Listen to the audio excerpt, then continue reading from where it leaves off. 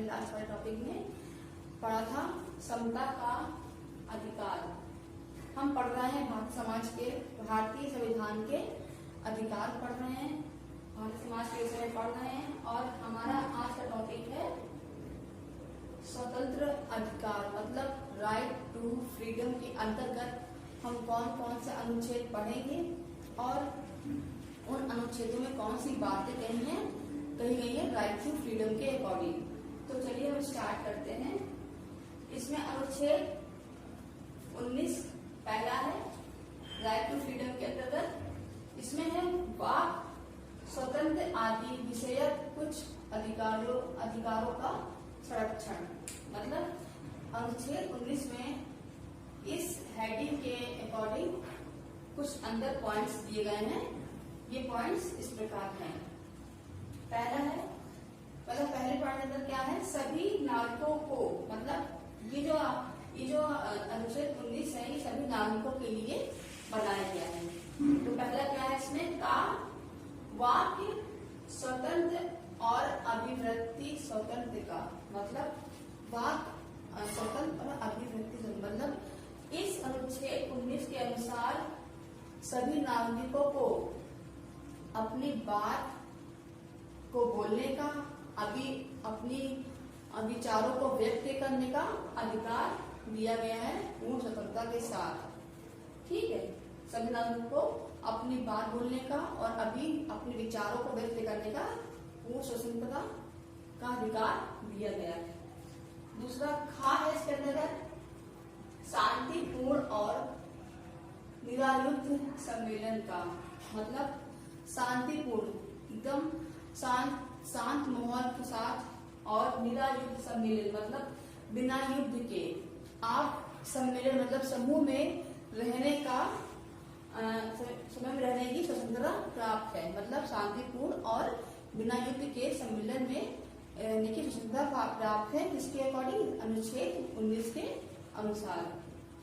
इसमें फिर गा है संगम या संघ बनाने का मतलब अनुच्छेद 19 में सारे नागरिकों को राइट्स ये दे रखा है कि वो संगम और संघ बना सकते हैं। संगम मतलब किसी से भी मेल भाव बना सकते हैं, मेल बना सकते हैं और संघ कोई भी यूनिटी बना सकते हैं। इस बात की स्वतंत्रता दी गई है अनुच्छेद 19 में। अब आता है भारत के राज्य क्षेत्र में सर्वत्र आबाद संचारण का मतलब भारत में राज्य क्षेत्र के मतलब सभी नागरिकों को भारत के राज्य क्षेत्र में सभ्यता आबाद संरक्षण का मतलब अधिकार है मतलब प्राप्त है। किसी भी व्यक्ति को भारत के राज्य क्षेत्र में कहीं भी अपना संरक्षण का अधिकार प्राप्त है। फिर डा है भारत के राज्य क्षेत्र के किसी भाग में निवास करने और बस जाने का। अनुच्छेद 19 के अकॉर्डिंग सभी नागरिकों को यह अधिकार है कि वो भारत के जो भी राज्य क्षेत्र है, भारत का मतलब जो भी क्षेत्र है उसके अंतर्गत किसी भी भाग में निवास करने का और बस चलने का अधिकार प्राप्त है अनुच्छेद 19 के अनुसार। इच्छा है कोई वृत्ति उपजीविका व्यापार या कारोबार करने का अधिकार है। अनुच्छेद 19 में यह भी अधिकार दिया गया है कि कोई व्यक्ति आजीविका के लिए कोई भी व्यापार है ना, कोई भी काम और कोई भी कारोबार आप कर सकते हैं। अनुच्छेद का अधिकार मतलब प्राप्त है अनुच्छेद 19 में यह अधिकार सबको प्राप्त है। अब आता है इसी पॉइंट के अंतर्गत आता है अनुच्छेद 21। इसमें क्या लिखा है, अपराधों के लिए दोष सिद्ध के संबंध में संरक्षण मतलब जब अपराध होते हैं तो उसके लिए जो दोष सिद्ध जो मतलब अपराध को दोष मुक्त करे उसके लिए क्या संरक्षण दिया गया है ये भी पॉइंट में है। पहला पॉइंट इसका है, कोई व्यक्ति किसी अपराध के लिए तब तक सिद्ध दोष नहीं ठहराया जाएगा। मतलब कोई व्यक्ति किसी भी अपराध के लिए तब तक सिद्ध दोष नहीं ठहराया जाएगा, मतलब तब तक वो उस दोष के लिए नहीं माना जाएगा जब तक कि उसने ऐसा कोई कार्य करने के समय, मतलब जब तक कि उसने ऐसा कोई कार्य करने के समय जो अपराध के रूप में आरोपित है, मतलब जो ऐसा कोई अपराध नहीं किया जो अपराध के रूप में आरोपित है, मतलब कानून में लिखा गया है कि ये चीज अपराध के रूप में है। किसी प्रवृत्ति विधि का अतिक्रमण नहीं किया है, मतलब किसी भी प्रवृत्ति, मतलब किसी भी क्रिया का, किसी भी विधि का अतिक्रमण नहीं किया है, उसका गलत यूज नहीं किया है, या उससे अधिक शक्ति का भागी नहीं होगा, या उसने अधिक शक्ति का अधिक मतलब शक्ति का उपयोग नहीं किया है। जो उस अपराध के लिए जाने के समय, जो उस अपराध के किए जाने के समय प्रवृत्ति विधि के अधीन अधिरोपित की जा सकती है, मतलब जो उस अपराध के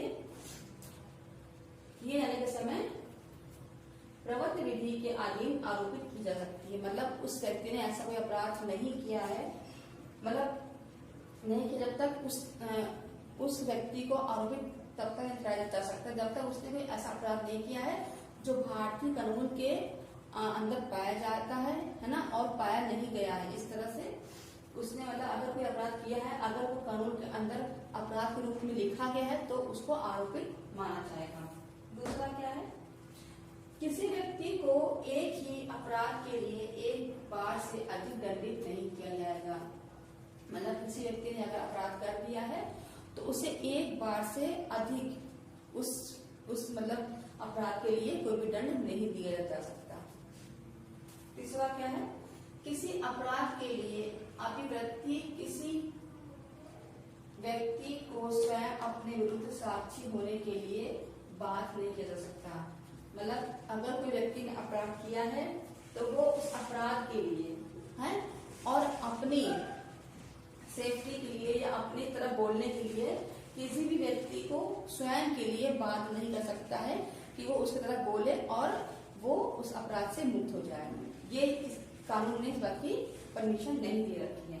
अब आता है अनुच्छेद 21 कि किसी व्यक्ति को उसके प्राण या दैहिक स्वतंत्रता से विधि द्वारा स्थापित प्रक्रिया के अनुसार ही वंचित किया जाएगा, अन्यथा नहीं। मतलब अनुच्छेद 21 में स्वतंत्रता के अनुसार जो है, राइट्स ऑफ फ्रीडम के अनुसार जो है, किसी व्यक्ति को उसके प्राण या दैहिक स्वतंत्र, दैहिक मतलब प्राण, दूसरे प्राण चले जाते हैं और दैहिक मतलब जलने के अकॉर्डिंग किसी की मृत्यु हो जाती है तो जलाते हैं, तो दैहिक स्वतंत्रता से विधि द्वारा स्थापित प्रक्रिया के अनुसार ही उससे वंचित किया जाएगा अगर उसकी परमिशन है मरने के बाद, अन्यथा नहीं, वरना नहीं किया जा सकता।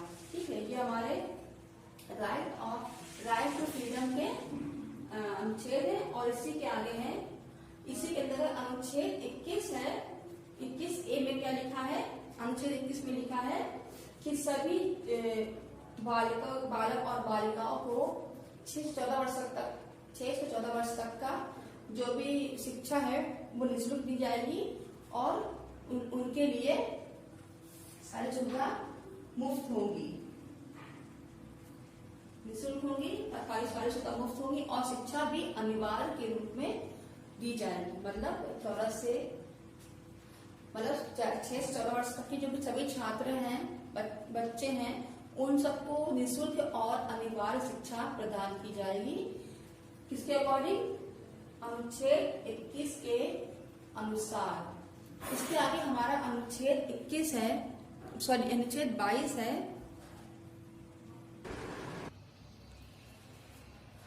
कुछ दशाओं में गिरफ्तारी और विरोध से संरक्षण। मतलब अनुच्छेद जो 22 है उसमें कहा गया है कुछ दशाओं में गिरफ्तारी और विरोध से संरक्षण, मतलब किस दशा में गिरफ्तारी होगी और किस दशा में विरोध मिलेगा बच्चों को, मतलब लोगों को निवारण मिलेगा। तो इसके पहले इसकी पॉइंट है, किसी व्यक्ति को जो गिरफ्तार किया गया है और अभिरक्षा में निरुद्ध रखा गया है, मतलब उसको गिरफ्तार करके अपने अंडर में लिया गया है। गिरफ्तारी के स्थान से मजिस्ट्रेट के न्यायालय तक, मतलब गिरफ्तारी के स्थान से मजिस्ट्रेट के न्यायालय तक, मतलब जिस जगह से उसको गिरफ्तार किया गया है और मजिस्ट्रेट का जो न्यायालय है, जो कहते नहीं है न्यायालय के अंतर्गत तक यात्रा के लिए आवश्यक समय को छोड़कर ऐसी गिरफ्तारी से 24 घंटे की अवधि में निकटतम मतलब एकदम पास के मजिस्ट्रेट के समक्ष पेश किया जाएगा। यदि कोई व्यक्ति गिरफ्तार किया गया है और उसको पुलिस वालों ने अपने अंडर में ले लिया है, तो क्या होगा, जिस जगह से वो गिरफ्तार किया गया है और न्यायालय तक, जो मजिस्ट्रेट का जो न्यायालय है ना, वहां तक के लिए जो भी समय है उसको छोड़कर गिरफ्तारी से 24 घंटे की अवधि में निकटतम, मतलब यदि किसी व्यक्ति को गिरफ्तार किया गया है और उसे वहां से जिस जगह से गिरफ्तार किया गया है और जिस जगह पे मजिस्ट्रेट बैठते हैं उस जगह तक पहुंचने की समय जो 24 घंटे का समय दिया जाएगा, अगर वहां नहीं पहुंच पाता है, वो किसी भी जिले या राज्य का है, तो उस स्थान के जो पास में मजिस्ट्रेट बैठते हैं न्यायालय के अंतर्गत, वहां पर आप उन्हें पेश कर सकते हैं, है ना, समक्ष पेश किया जाएगा और उसे किसी व्यक्ति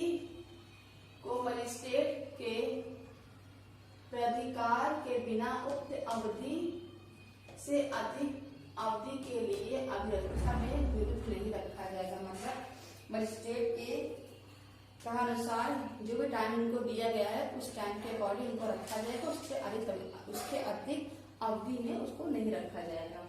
दूसरा क्या है, निवारण के लिए, मतलब विरोध के लिए। निवारण विरोध का उपबंध करने वाली किसी विधि के अधीन किए गए आदेश के अनुसरण में जब किसी व्यक्ति को निरुद्ध किया जाता है, तब आदेश करने वाला प्राधिकारी यथा सख्त शीघ्र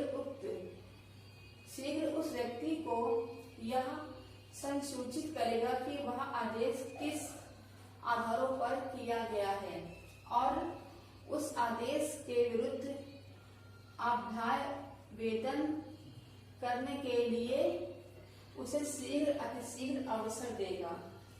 मतलब अगर विरोध के लिए अगर किसी व्यक्ति के विरुद्ध कोई भी कार्रवाई की गई है तो किस विषय में करी गई है और किस आदेश के अनुसार की गई है, उसका निवारण आदेश के अनुसार की गई है, उसकी सूची जो है उसको दी जाएगी और वो अपने बचाव के लिए शीघ्र अतिशीघ्र कुछ न कुछ मतलब अपना उपाय करेगा ताकि वो उस कानूनी कार्रवाई से बच सके। तो बच्चों ये हम लोगों ने पढ़ा आज स्वतंत्रता अधिकार, मतलब राइट टू फ्रीडम के अकॉर्डिंग हमने ये अनुच्छेद पढ़े हैं। कौन कौन से अनुच्छेद पढ़े हैं राइट टू फ्रीडम के अंतर्गत? अनुच्छेद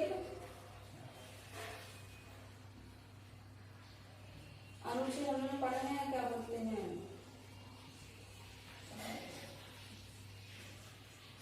अनुच्छेद 19, 20, 21A और 22 हम लोगों ने इतने अनुच्छेदों को पढ़ा है राइट टू फ्रीडम के अंतर्गत। तो बच्चों इसके आगे हम अब नेक्स्ट पार्ट में मिलते हैं, जो हमारा तीसरा पॉइंट होगा शोषण के विरुद्ध अधिकार। इस पॉइंट के साथ हम आपके सामने नेक्स्ट क्लास में प्रस्तुत होते हैं। फिर मिलते हैं, बाय बाय।